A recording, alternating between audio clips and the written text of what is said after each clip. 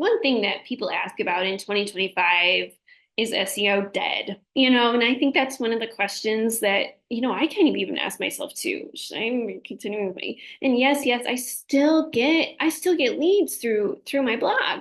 So it's really important to do. And I know that when you're just starting out your business, there's so many different things that you have to kind of try and do it all the time, and it can be exhausting. But this is just one really great organic way to yes, even in 2025, there is value in a blog. And there is value also in considering other things like YouTube and using SEO to strategize in terms of, what keywords am I going to use, what makes sense for my niche, and then building from there.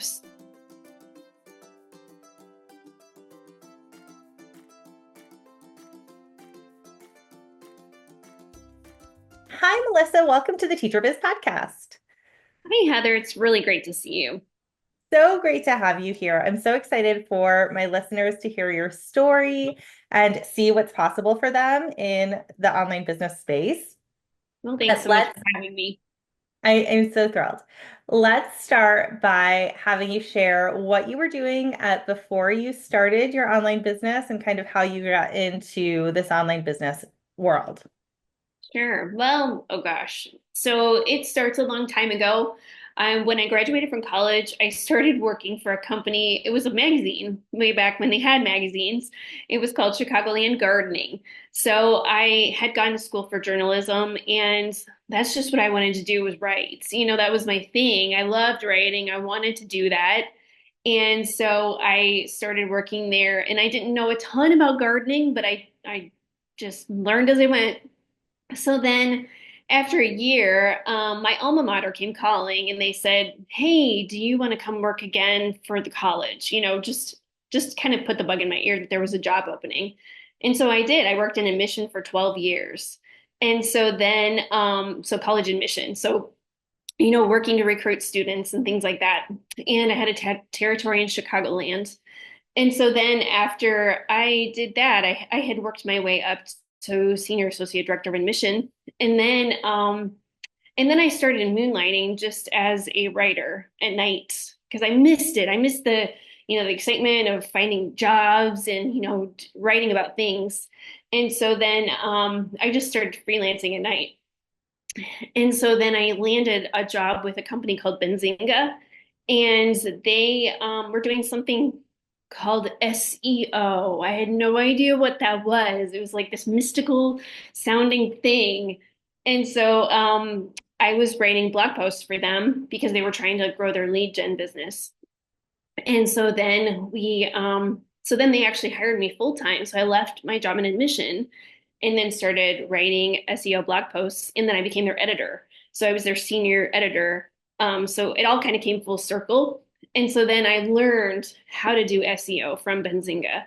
And then I've written for lots of other companies too, like Rocket Mortgage. I still write SEO for them and a couple other places as well. SoFi is another one, and they actually do student loans. So it really comes full circle then. And so then I opened my own website called College Money Tips. And so I use that as a springboard for, doing SEO on my own site.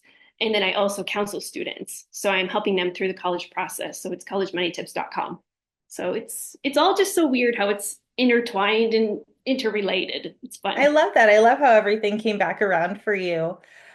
So do you take one-on-one clients in your current business? I do. I That is my favorite thing. And so what I do with them is I walk them through the entire college search process. I also help them with their essays, and then make sure those essays are just really, really good, and for when they apply to colleges and things like that. So it's all the things. It's all the college stuff, all wrapped up in a little package, and then I work with them. I also work with them to find scholarships as well, just local. We look for mainly local scholarships and then state and national scholarships as well. And I help them with their essays and just strategizing on how to, get the most bang for your buck out of those. So yeah, that has just been so fun. I've loved every minute of that.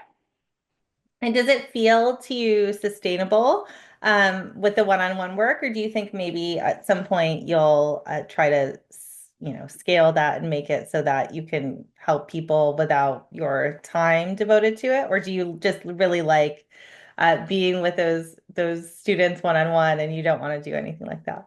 I love one-on-one. And I think with the college experience, it's such a personal experience because I mean, they're so individualized. They're all looking at different schools. Some are looking at large state institutions, some are looking at private colleges, and it's so different for every single student. So I really thrive with the one-on-one interaction, and I feel like I can see the value of a membership. I really can because you can help more people on a larger scale, but I just really love working with families one-on-one. So I don't know. Maybe at some point I'll really consider that, but right now I'm just really thriving in that space. I think that's the perk of being your own boss as an online business owner is that you can make those choices and do what feels good to you, and kind of follow that passion there. I imagine, though, if at some point in the future you did try to add a new product line, now you have real humans that you've built relationships with that you could always turn to for, um, I imagine, some really great testimonials. Oh, well, I can cry right now thinking about leaving these seniors. Like, I have been just having the best time. I actually am kind of getting teary-eyed just thinking about not working with them anymore because it's been such a fantastic experience, and I just love them.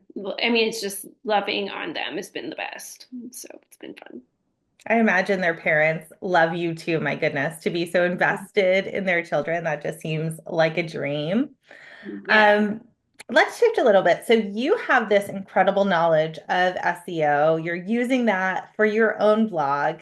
So let's start there. How have you used your SEO knowledge for your own blog slash business? Yeah, so that was originally why I built it because I just wanted to write about college, and that was my initial, reasoning for wanting to do that.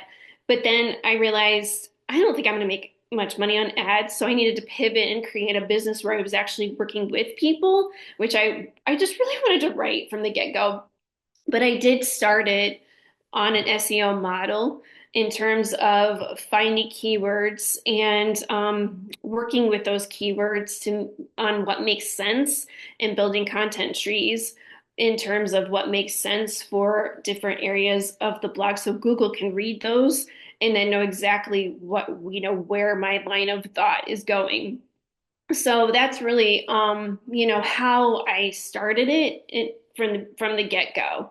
And then I started adding things like lead magnets and then started thinking, okay, now how can I get clients out of this? So that came later, but my initial thought was just to create a blog. I just want to write about this. And I think that's what a lot of people, kind of start.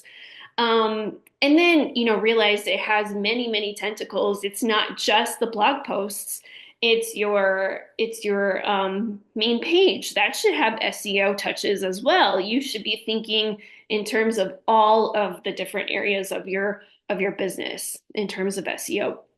And I have very reluctantly thought about starting YouTube because that is all SEO based too. So YouTube channel.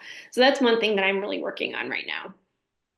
I imagine that would do really well for you and that you could use your same content in more than one format there, and get those benefits of two content sources. I want to call out to our listeners who might not be super familiar with blogging and YouTube and all of that. That there are really two main ways to find people in your business to be your future customers or subscribers. And that is paid ads, which is a lot of what I do, Facebook ads, things like that, or organic content, which is free to do and has a little more time investment on the front end. So Melissa does that in her blog. It could also be a podcast like this show. It could also be a YouTube channel or all of the three combined.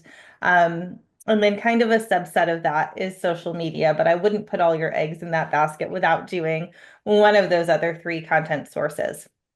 So if I'm thinking about that, Melissa, and I want to find people using organic content. I like to write. I'm thinking about a blog. Where do you think I should start so that I'm using SEO from the beginning in my blog?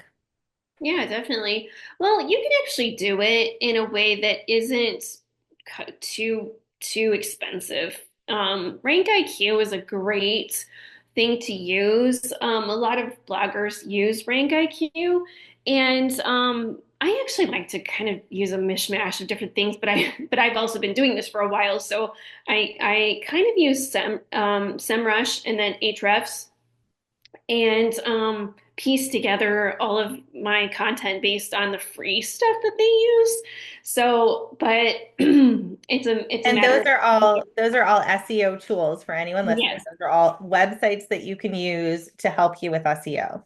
yes, exactly. So you can use, but Rank IQ is really a great one that a lot of people use, especially if you're just now starting. But you can, and they'll give you it gives you a lot of information about keywords to use, how to populate the keywords into your headers, and it's all very important. What you use for the headers for an H1 is the title of your post, an H2, an H3, and it'll tell you how to kind of break all of that content up, how to use those keywords inside that content, and then even figure out, which kind of posts you should create based on what you've already, the original content that you created based on that. So you could even go further from there. So that's a really great tool. But what you need to really think about when you're first starting is using long tail keywords and creating posts based on those. Because you can't, for example, you can't just create a post called sourdough bread and expect to rank. And long tail keywords are keywords that are longer, just like what they sound like. So how to bake sourdough bread in the oven at 325 degrees or something like that. That's what you would want to go for as long as it's an actually searched term. So my point is you need to make sure that people are actually searching for that information. It's silly to create a post that you just like the sound of or you want to write about. There's no point in creating it unless someone's actually searching for that information. So keep that in mind. I think what people, tend to do is write just whatever they want, but that's silly. There's no point in doing that. You need to actually find terms that people are looking for.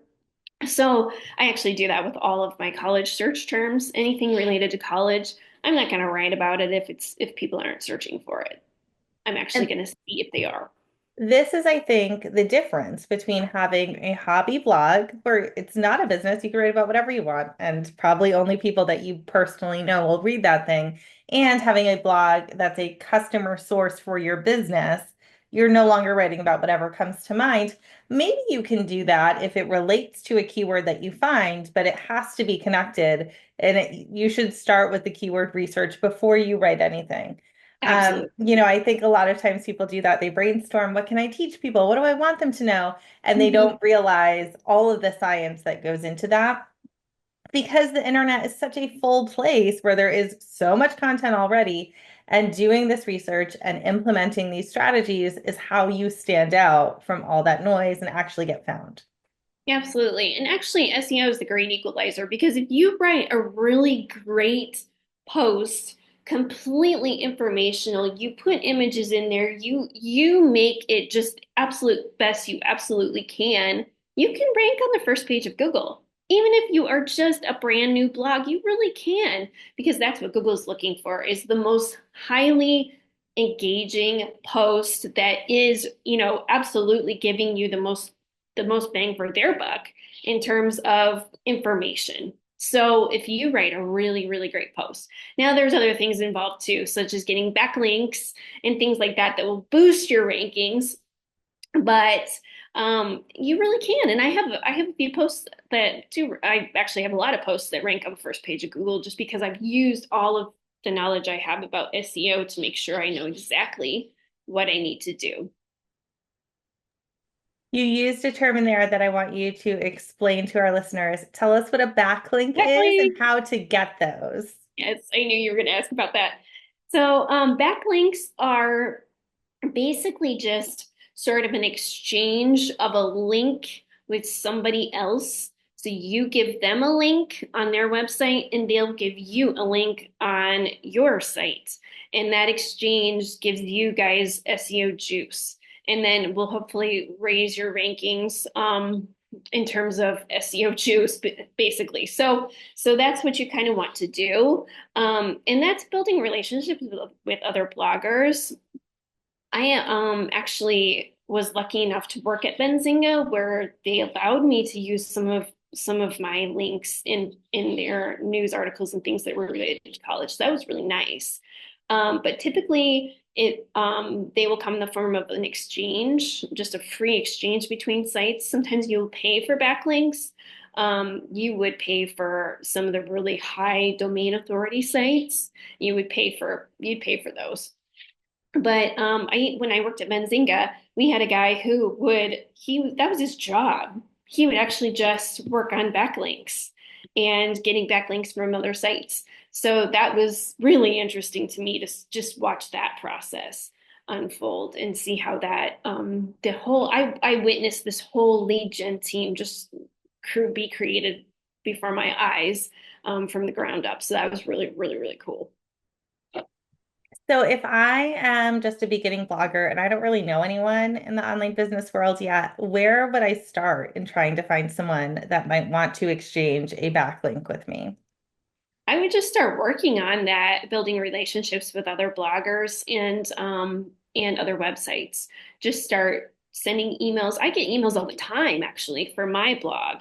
And they say, "Can we exchange?" And I'll say, most of the time I say yes, because I totally understand what it's like to be starting out and I just really feel for those people. So and then also, I get a lot of what looks like spammy emails that get sent to me in terms of, "Hey, can we get a backlink?" And or I have a service that offers you links. So and they're paid for, obviously. So I you start to get that stuff just organically as you're creating your blog and as your domain authority goes higher, then it's amazing what really happens there. It's pretty cool. I would think doing some research on the person that you're reaching out to and also having a really high quality post to link to in that email that you send might be helpful in getting someone to actually say yes. And sounding like a human and not just those spammy automated Yes. emails that come. I still get them all the time too, and I hardly even use my blog. Yep. Um, but yes, and I would not pay for a link on a website unless you have sought that out from someone else. If someone's reaching out to you asking you to pay for a link, Right. that's a no-go to me. Right. Definitely. Well, and I think one thing that people ask about in 2025 is SEO dead? And I think that's one of the questions that, I kind of even ask myself too. Should I continuing with me? And yes, I still get leads through my blog. So it's really important to do. And I know that when you're just starting out your business, there's so many different things that you have to kind of try and do it all the time and it can be exhausting, but this is just one really great organic way to yes, even in 2025 there is value in a blog, and there is value also in considering other things like YouTube and using SEO to strategize in terms of, what keywords am I going to use, what makes sense for my niche, and then building from there. And then also on your homepage itself, you should absolutely have keywords that fit your niche and so that you can figure out how to get more people attracted to your blog. So there is value in SEO. I don't want people to think that it's dead in 2025 because it is not. And I mean, you still see major companies using a blog to attract new leads. So it's really important to remember that. I like that. And I like how you mentioned once you learn SEO, you can use it in all these different ways. You can use it on YouTube. There are social media platforms that benefit when you have SEO. And so it's a skill that you'll use again and again. And oftentimes, people start their own online business and need to moonlight or take some freelance work on the side, and having that skill set can only benefit you. Definitely. There's So a true. few more things that I want to define for our listeners so that they really understand what we're talking about. I think we might have some people just like very new to blogging Yes. and want some insights on these things. So, domain authority, tell me about that and how to build it up. Sure. So domain authority is basically how you rank in comparison to all the other blogs on the internet in terms of, how much authority your site has. Depends on really, it depends on your backlinks. It depends on the number of posts you have. It depends on how well you use SEO. There's a lot of factors that go into domain authority. And in some ways, it is sort of a vanity metric to check your domain authority. So it's not something that's actually going to get you customers necessarily, but it is something that as you kind of creep up, you kind of see them sort of, going hand in hand. The better domain authority you have, the more blog posts you have, or the more you use SEO, the more clients you can have. So it all sort of goes sort of hand in hand. But that's the general definition of domain authority. And and again, that starts out really, really low. It starts out at, 2, when you're first starting your blog, and it can go up to 100. So there's a score there where you'll fall. And it takes a long time to build your authority. And but you'll notice when you start going up and up and up and up, it really is kind of exciting. That is good to hear. I also think that once you work to build your domain authority, it kind of could make your blog seem more legitimate when you're sending those emails asking for a backlink. Yes. There's some metrics that are appropriate to share in our business and some that are not. I don't think I would cold email someone and tell them how much money I made in my business this month, No. because who talks about that? But I will when I want to seem legitimate, maybe I'm requesting a summit speaker or something like that, and I want them to know, like, hey, I'm not new around here. I will drop the amount of subscribers I have on my email list because that's an appropriate metric to share. And I think the same goes for things like domain authority. Absolutely. Well, and they can look up your domain authority. You can use Mm. any program like SEMrush or Ahrefs. They will show your domain authority. You can look up anybody's domain authority.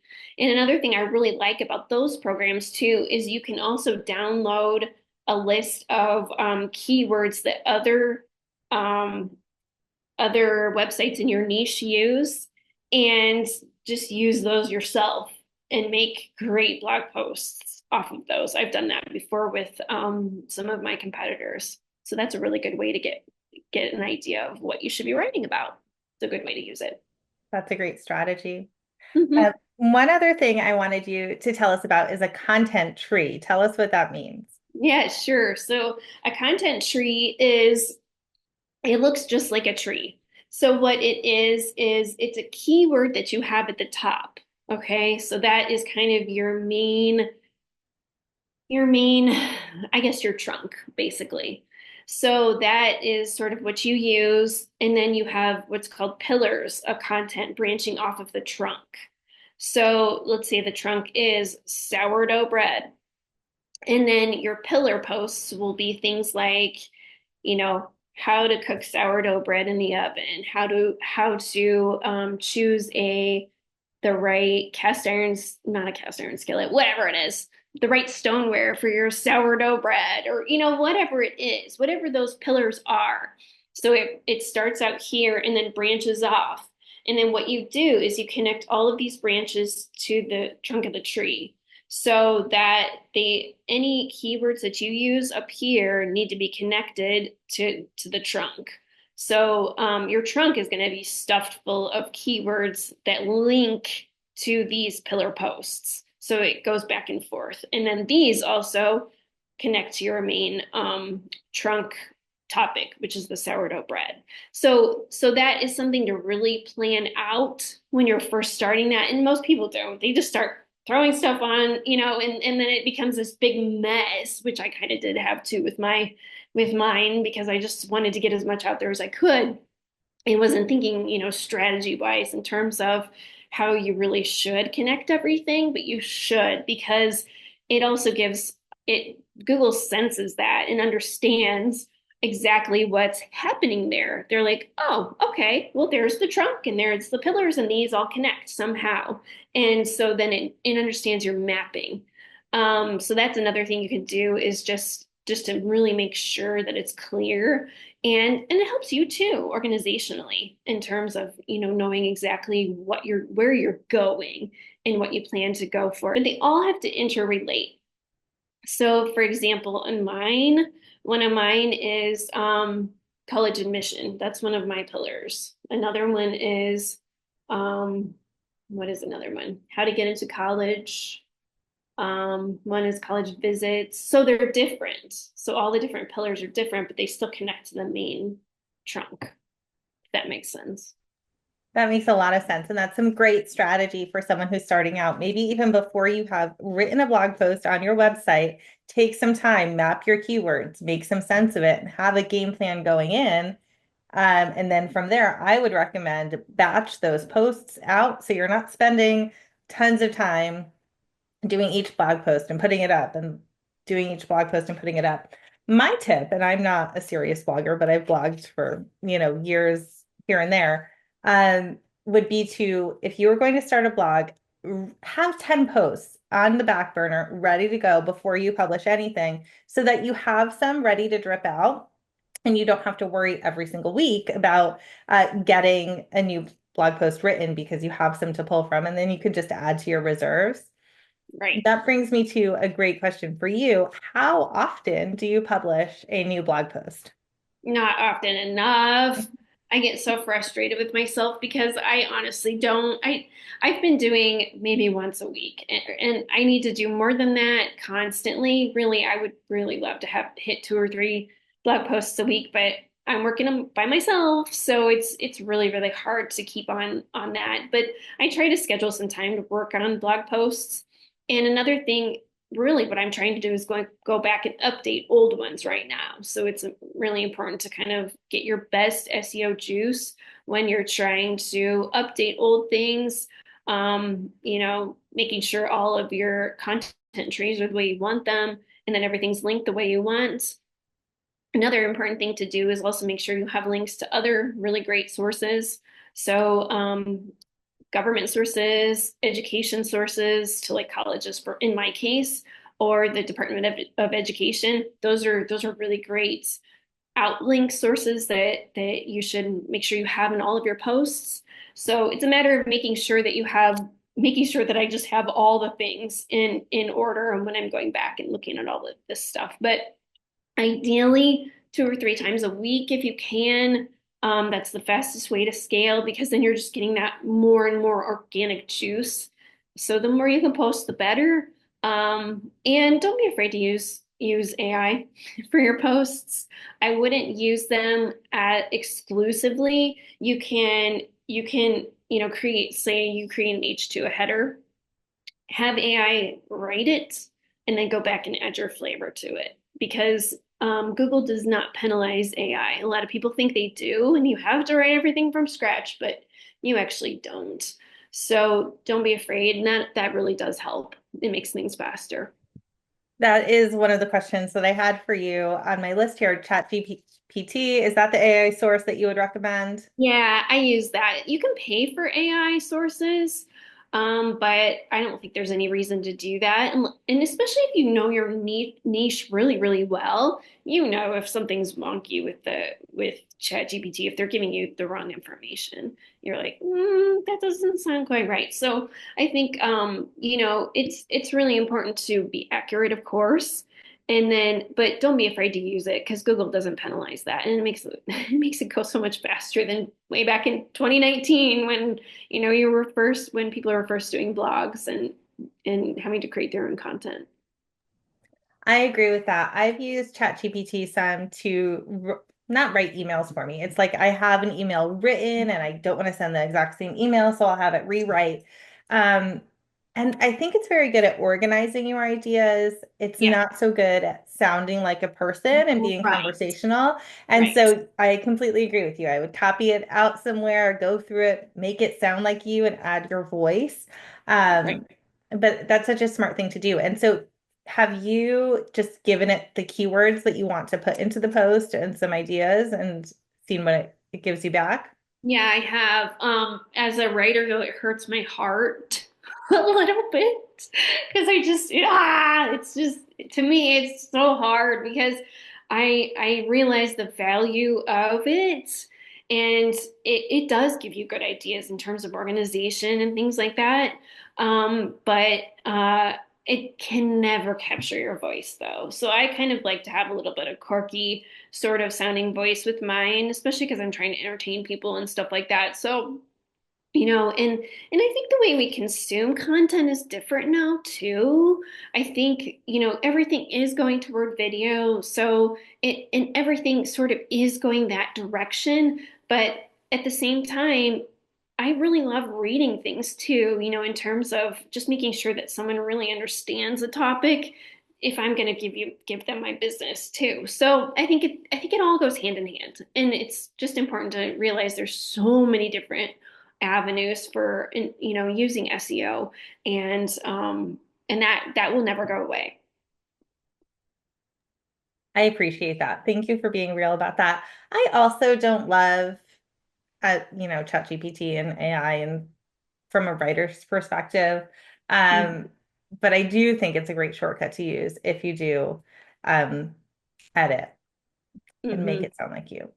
Yep. Um, One question I was wondering is how much time you spend on your business, what that looks like for you. And then I'd love to hear like about how much goes towards your blog versus actually working with people in your one-on-one services or working for other businesses using your skills. Can you tell us what that looks like for you? That's such a great question because I I just kind of I take it as it comes at me. If I get an assignment from somebody else, say SoFi sends me an assignment, well, I have to stop and do that. And then I'm usually working with families at night, so that's a little easier to kind of compartmentalize. But it is really hard to when you're a solopreneur trying to do your grow your own business and then working for other people too to keep everything else afloat and then trying to do a blog. I really am split for time in terms of all of these things that I have going on, and I'm not at the point where I can really hire anybody either, so it's whatever is thrown at me first, and I'm not a great organizer. That's my one of my biggest downfalls is that I'm just kind of all over the place. So I think I really could use time blocking this year. That's one of the things that I want to put on my list to try this year is time blocking, really making sure that I'm organized.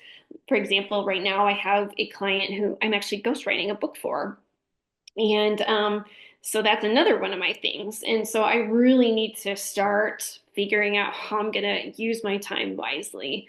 But yeah, I would love insight myself because I'm not a great organizer at all of my time. Well, I am a time blocking ninja, and I have a workshop on that I will send your way when we get off this call. So hopefully That's that will help. great. Good. That will help me out a lot.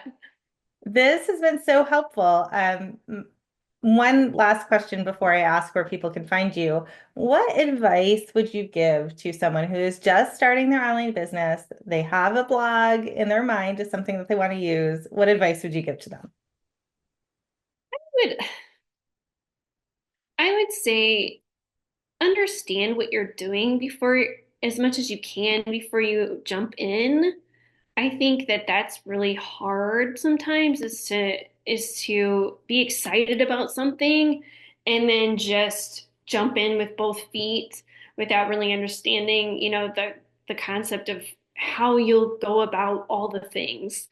I know that's what I did with my blog. I was just so excited about getting it, going and doing it, and I just started writing. I was like, oh, this is so great.